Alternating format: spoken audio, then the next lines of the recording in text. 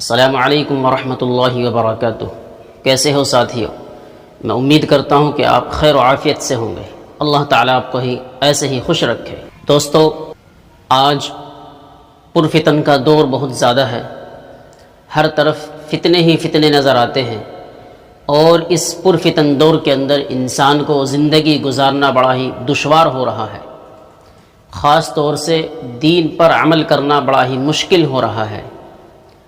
اس پرفتن دور کے اندر اپنے ایمان کو بچانا اور دین پر عمل کرنا بڑا ہی مشکل سا نظر آتا ہے۔ انسان کے پاس آج کے دور میں وقت بہت کم ہے اور مشغولیت بہت زیادہ ہے۔ اسی چیز کو مد نظر رکھتے ہوئے ہم نے روزانہ مستقل وقت کی قلت کی بنا پر ایک نظم بنایا ہے کہ کس طریقے سے انسانوں کے پاس جو ہمارے بھائی ہیں ان تک دین کو پہنچایا جائے اور دین کی صحیح بات ان تک پہنچائی جائے۔ ان 5 منٹ کے اندر آپ انشاءاللہ بہت کچھ سیکھیں گے اور اس پر عمل کرنے کی کوشش کریں گے تو آپ کو دنیا کا بھی نفع ہوگا اور آخرت کا بھی۔ اللہ کی ذات سے امید ہے کہ آپ کو بہت زیادہ نفع ہوگا۔ ان 5 منٹ کے اندر ہم اسلام کی تاریخ کے اوپر بات کریں گے اور اللہ کی قدرت کے اوپر بات کریں گے، اللہ کی نبی کے معجزات کے اوپر بات کریں گے، اور ایک گناہ کے بارے میں بات کریں گے، اور جو اللہ کی نبی نے طب نبوی سے علاج بتلایا ہے اس کے بارے میں بات کریں گے۔ ہم نے یہ نظم اسی لیے بنایا ہے کہ آج کل لوگ زیادہ مشغول ہیں اور وقت کی بہت قلت ہوتی ہے۔ بہت زیادہ لمبے چوڑے بیانات اگر کیے جائے تو ان کو سننا دشوار ہوتا ہے۔ میں امید کرتا ہوں کہ آپ انشاءاللہ روزانہ مستقل یہ چیزیں ضرور سنیں گے اور سیکھیں گے اور اس پر عمل کرنے کی کوشش کریں گے۔ تو چلیے بلا کسی تاخیر کے شروع کرتے ہیں۔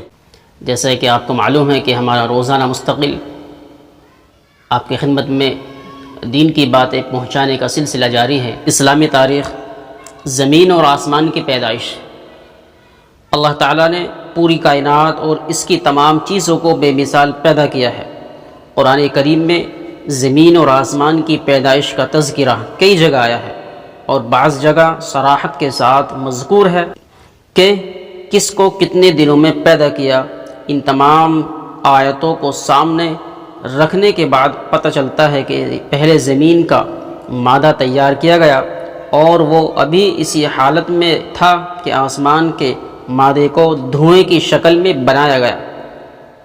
پھر زمین کو موجودہ شکل و صورت پر پھیلایا گیا اور ساتھ ہی اس کی تمام چیزیں پیدا کی گئی۔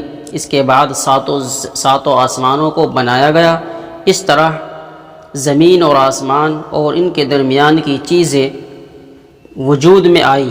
یہ سارا کام کل 6 دن میں مکمل ہو گیا۔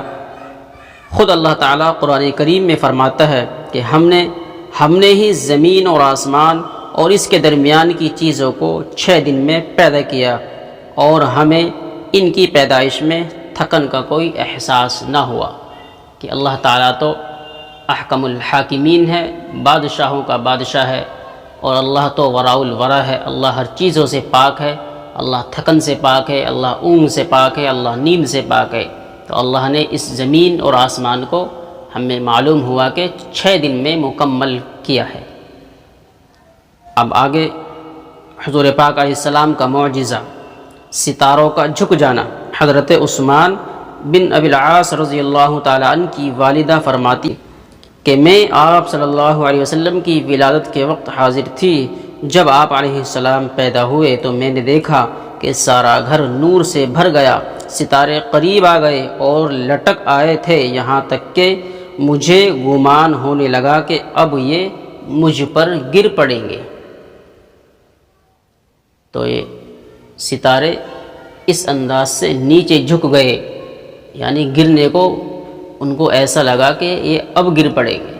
اللہ کی نبی کی پیدائش کے بعد کا واقعہ۔ نماز کے لیے پاکی حاصل کرنا۔ قرآن کریم میں اللہ تعالیٰ فرماتا ہے کہ اے ایمان والو، جب تم نماز پڑھنے کا ارادہ کرو اگر تم باوضو نہ ہو تو وضو کرنے کے لیے اپنے چہرے کو دھو اور اپنے ہاتھوں کو کوہنی سمیت دھو اور اپنے سروں پر بھیگا ہوا ہاتھ یعنی مسح کر لیا کرو اور اپنے پیروں کو بھی ٹخنوں سمیت دھو لیا کرو، اور اگر تم جنابت کی حالت میں ہو تو نماز سے پہلے سارا بدن صاف کر لیا کرو یعنی غسل کر لیا کرو۔ ایک گناہ کے بارے میں، یتیموں کا مال کھانا۔